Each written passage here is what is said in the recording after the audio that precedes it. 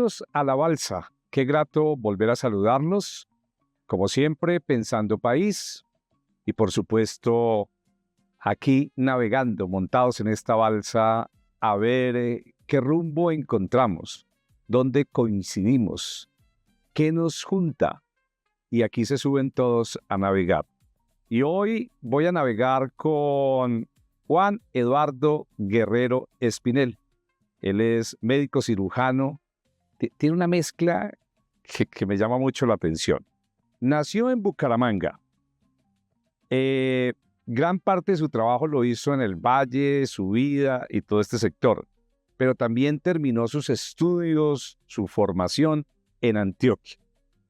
Juan Eduardo Guerrero Espinel, me agrada saludarlo. Bienvenido a La Balsa. Gilberto, para mí es un placer estar aquí y sinceramente me siento en la balsa. Eso de remar juntos, tener un norte hacia dónde llegar y poder hacer el esfuerzo de que así sea mucha incertidumbre, la marea esté alta, la marea esté baja, podamos llegar.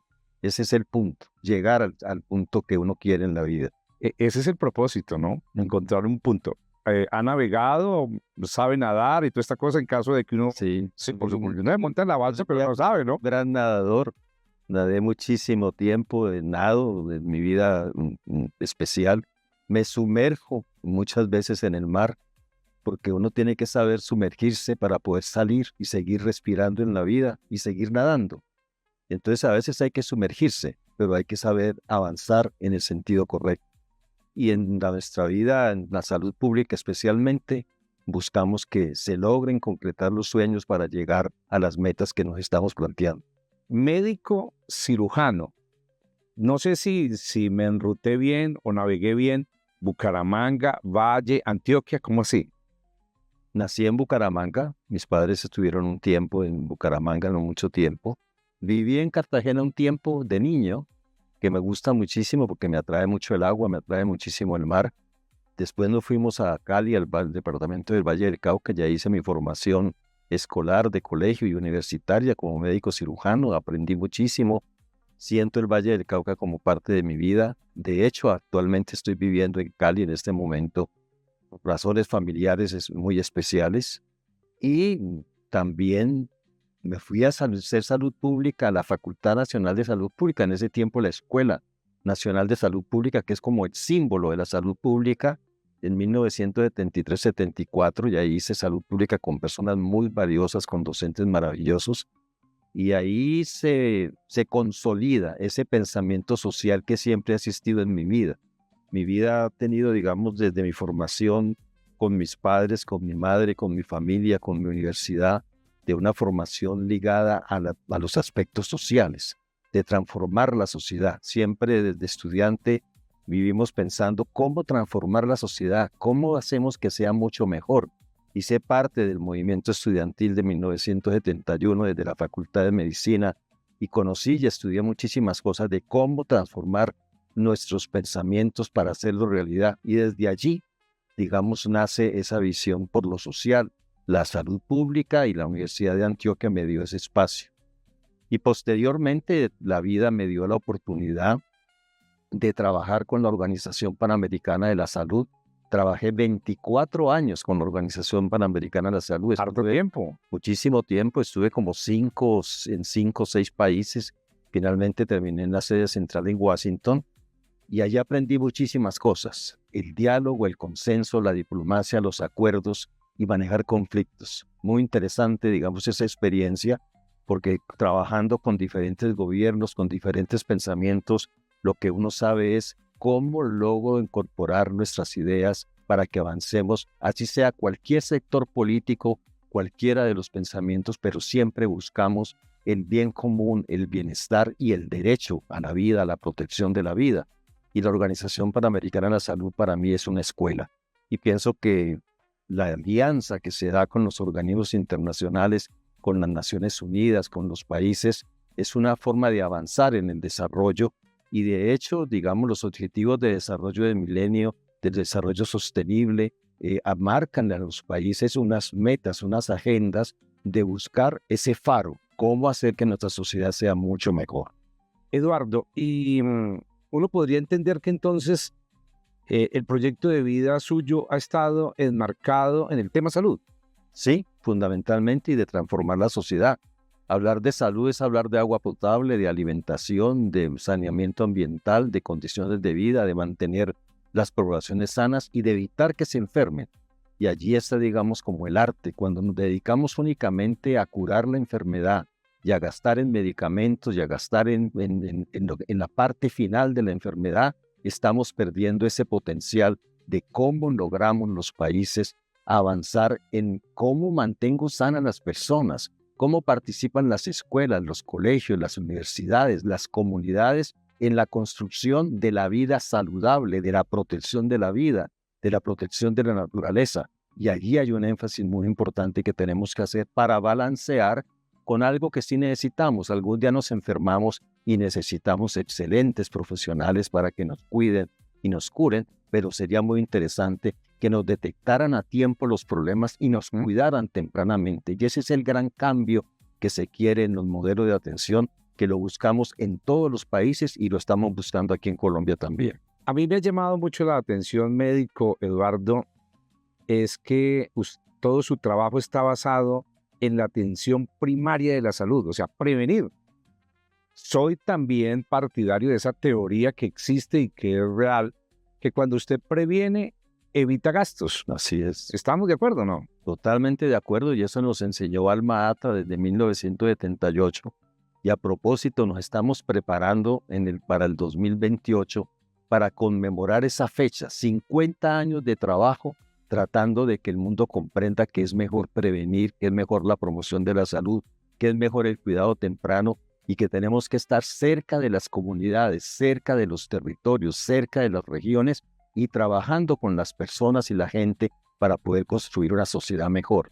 Entonces, celebrar en el 2028 los 50 años de la atención primaria en salud va a ser algo muy importante y yo me siento feliz de que tenga vida para poder estar en ese momento. Ojalá que sea así, porque he vivido intensamente 50 años de atención primaria en salud y le he dedicado a la docencia, a los estudiantes, a los grados, a los pregrados, a los posgrados, a los diferentes sectores, de que la salida del mundo es la atención primaria en salud, sistemas de salud que vayan orientados en esa dirección. Existe una alianza en este momento del Banco Mundial, del Banco Interamericano de Desarrollo, de la OPS y de la Organización Mundial de la Salud, que va en ese sentido, de que los sistemas se transformen siguiendo esa política y nadie debería dudar sobre eso, nadie debería dudar. Hay que financiar eso para que salgamos adelante, importante para estar cerca de los más débiles y de los más vulnerables. Y es así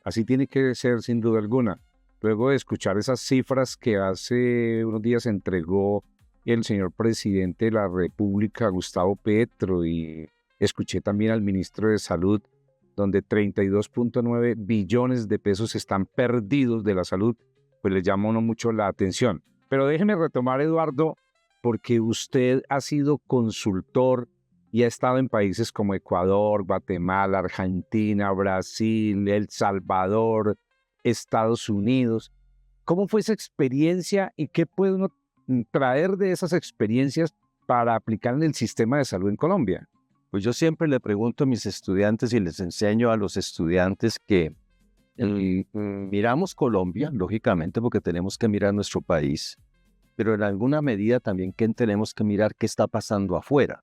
Entonces, ¿qué está pasando afuera? Significa que yo como estudiante, como docente, como persona que estoy formándome, sepa qué ocurre en Chile y cómo es el sistema de salud de Chile, qué han logrado ellos en atención primaria en salud, qué ha logrado Uruguay, qué ha logrado Costa Rica, qué ha logrado Cuba, qué ha logrado Canadá, de tal manera que podamos entender qué han hecho ellos para tener sistemas de salud que muestran mejores resultados en salud pública, que son resultados excelentes, y hay diferencias. Cuando uno mira esas diferencias, entiende qué transformaciones tenemos que hacer aquí en Colombia. Aquí en Colombia, la Ley 100 de 1993 nos hizo abandonar los centros de salud, los puestos de salud, los hospitales públicos, y perdimos porque hubo una intencionalidad de acabar con el hospital público, los centros de salud, pues el negocio, ¿no? Y entonces se montó lo que fue, digamos, un sistema de pluralismo estructurado que se llamó un sistema de competencia entre los actores, competencias entre los aseguradores, competencias en los prestadores, con una finalidad de que el sistema sea rentable financieramente y por lo tanto de que sea un negocio. Ahí nos equivocamos, ahí perdimos el rumbo, y realmente desde ese tiempo nosotros como movimientos sociales, porque esto desde el 2000 hemos venido trabajando en diferentes sectores y Colombia a través de los movimientos sociales identificó claramente que tenemos que ir hacia el derecho fundamental a la salud y por eso surge en alguna medida la Ley 1438 del 2011, donde se consolida la atención primaria en salud, surge la Ley Estatutaria de Derecho Fundamental a la Salud para consolidar nuestro sistema y ir hacia el derecho fundamental a la salud es cambiar el rumbo. Cambiar el rumbo es, la balsa no va por el camino que es. Sí, correcto. La balsa significa que tenemos que ir a un norte diferente y en ese sentido nuestra direccionalidad es cómo cambio el modelo de atención. Y en este momento se encuentra atrapado en la parte final de la enfermedad, en las grandes clínicas, en los grandes hospitales. Son muy importantes, son muy valiosos y yo los reconozco y los aprecio muchísimo. Pero ellos también nos tienen que entender que tenemos que fortalecer la atención en los niveles más cercanos a la población, que no tengamos que todos los pacientes trasladarlos de Chocó a Bogotá o a Barranquilla, cuando la gente, digamos, tiene que viajar para que lo puedan atender. Necesitamos sitios de atención a menos a 2 horas de donde yo vivo, de donde yo trabajo y que sea adecuado. Y eso implica planificar regionalmente y territorializar lo que es la atención de los servicios de salud e inyectar con fuerza la salud pública, que es prevenir, que es mantener y que es educar a la población. Por eso he querido hoy invitarlo a usted a la balsa, médico Eduardo Guerrero, porque a mí me preocupa el tema de la salud en Colombia, ¿no? El llamado permanente en muchas de las regiones donde uno va. La gente está clamando, atención, atención, atención. Y entonces los medios de comunicación terminan responsabilizando al Estado de la crisis, pero más al Estado, a mí me llama mucho también la atención que es a este gobierno, ¿no? Cuando uno retrocede en los tiempos desde 1993 con la Ley 100, pregunta, ¿y entonces los otros presidentes qué? ¿Los otros ministros qué? ¿Dónde está la Contraloría? ¿Dónde está la Procuraduría? ¿Qué hizo la Fiscalía? Porque no se sabe absolutamente nada. Pero usted, que es un hombre de tantos años en el tema de la salud, ¿vamos bien? La verdad, ¿la balsa de la salud va bien? ¿Esa salud va bien? ¿O al contrario, vamos mal después de lo que hemos visto en los hospitales, la deuda que tienen hoy las EPS con sus servidores, con las empresas que le prestan el servicio farmacéutico, con la atención, todo lo que hay? Pues mira, Gilberto, una mirada desde la visión, digamos, internacional de la llegada día, digamos, a Colombia, me permite afirmar desde hace muchísimos años que Colombia necesita un cambio y una reforma del sistema de salud importante. Este sistema actual de la Ley 100 del 93 ha terminado, se agotó, no da para más y se requiere una reforma estructural, no hay la menor duda.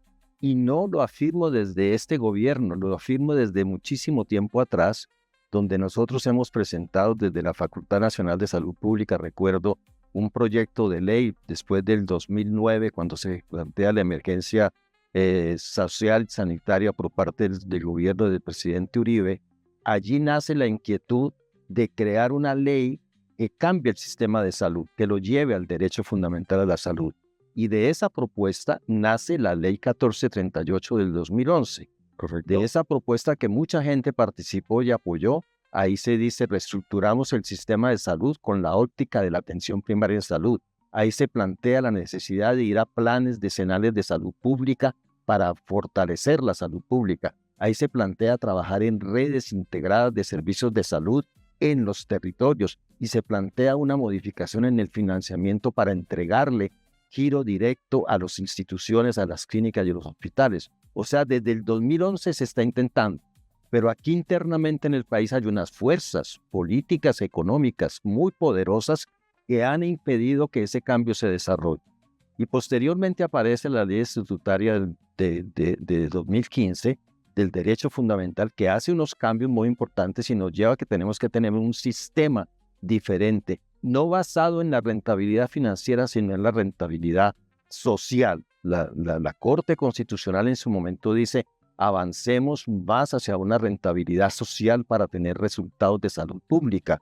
Pero a pesar de la ley estatutaria, que en alguna forma se ha olvidado, se han generado propuestas que impiden los cambios.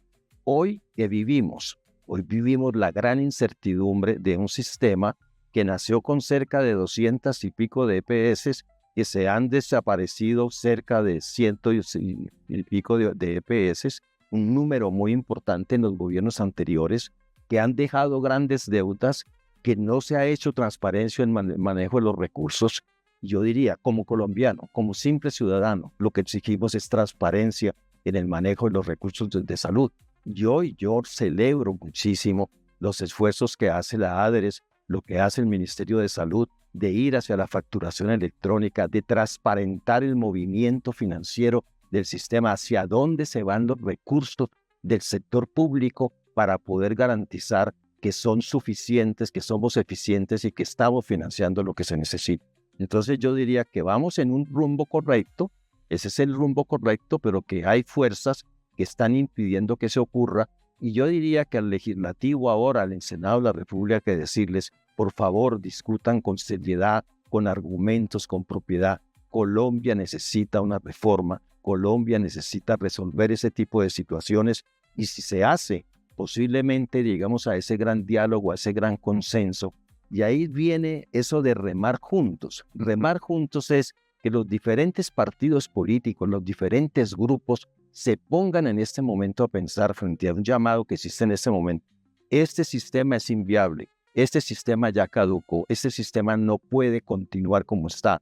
Tiene que ir hacia un aseguramiento público del Estado, y ese aseguramiento público tiene que crear unas reglas de juego diferentes para los actuales actores, y que podamos regresar a los territorios para fortalecer esa unión de la salud pública con la prestación de servicios y el aseguramiento, y podamos caminar en una forma diferente. Entonces, creo que el país está preparado para eso. Es un momento complejo, pero hay que hacerlo y no hay que dudar en ese camino.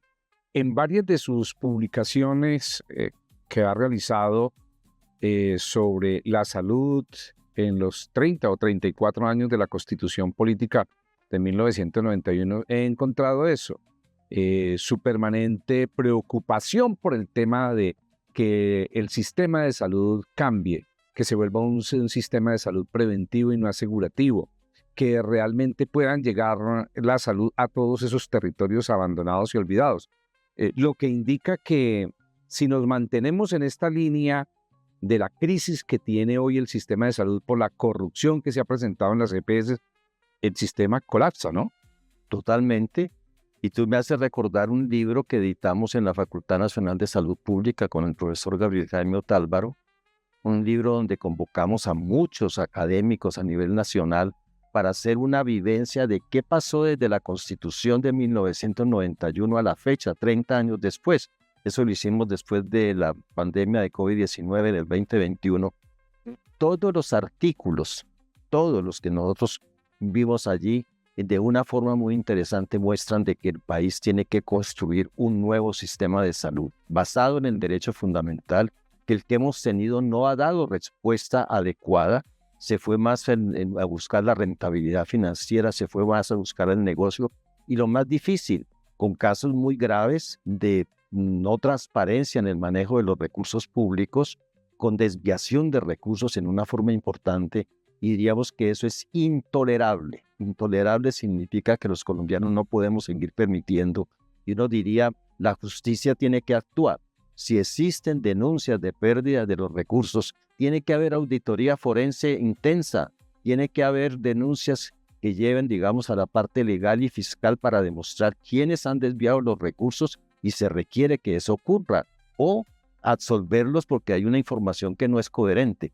Pero las evidencias muestran de que sí se han desviado de recursos, que se cobra más de la cuenta, que se le factura a personas que ya fallecieron, Y eso nadie lo ha desmentido. Entonces, de alguna forma, sí requerimos un sistema que avance eso. Y el libro de la constituyente que estoy mencionando, todos esos artículos con academias muy brillantes, nos mostraron en el 2021, este gobierno no había llegado, de que era necesario cambiar el sistema de salud. Por lo tanto, vamos en ese sentido.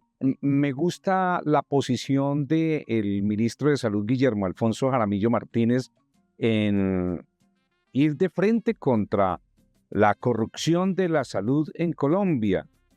Confieso, Eduardo y seguidores de la Balsa, que no había visto un ministro que se parara en la raya frente a las EPS. Los anteriores ministros, a pesar de la ley de punto final que aprobó Iván Duque, siempre estuvieron como tan tibios, ¿no? Como tan cómplices, ¿no? Ser cómplice silenciosos. Este es un ministro que se ha parado en la raya. ¿Les ha gustado a ustedes esa posición desde el sector salud? Sí, yo pienso que este gobierno, desde que recibió, digamos, el llamado de la sociedad civil, porque recordemos que fue la sociedad civil que le entregó al señor presidente de la República la propuesta de reforma, este gobierno ha acogido de la sociedad civil la necesidad de modificar el sistema. Y de modificar el sistema, ¿qué significa? 1, hacer transparente el manejo de los recursos. 2, significa la dignificación de los trabajadores de la salud, que es muy importante que todo lo que ha ocurrido en 30 años se empiece todo un proceso de mejorar las condiciones de los trabajadores del sector salud. 3, que es necesario modificar el modelo de atención para que sea más preventivo, más resolutivo, más promocional y que estemos más cerca de la gente para cuidar las personas. Y 4, es muy importante entender que el dinero pertenece a los territorios. El dinero no pertenece a unos aseguradores que han manejado el dinero sin tener las cuentas claras, sin transparentar las cosas. El dinero es de las personas, de la gente. Yo he acuñado el dicho de que el dinero debe seguir a la gente y no a los intermediarios financieros. Y seguir a la gente significa que el dinero llegue a los territorios en una forma adecuada para poder reordenar el sistema de salud.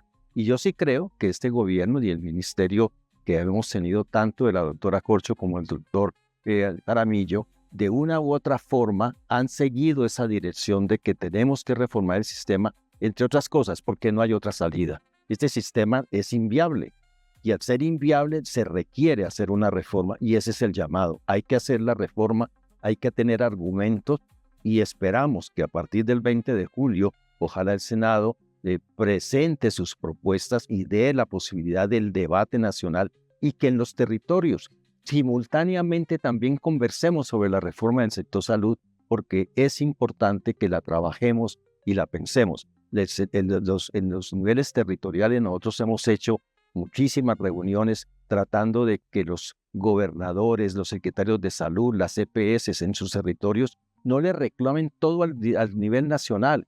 Es en los territorios donde se pueden lograr acuerdos específicos y concretos para viabilizar la transformación del sector salud. Pues médico Eduardo Guerrero, la verdad, gracias por haber venido a La Balsa. Esperamos que podamos navegar sobre estos temas de la salud, seguir aportando desde la academia, usted que también es docente, catedrático, y que le encontremos una salida al problema, ¿no?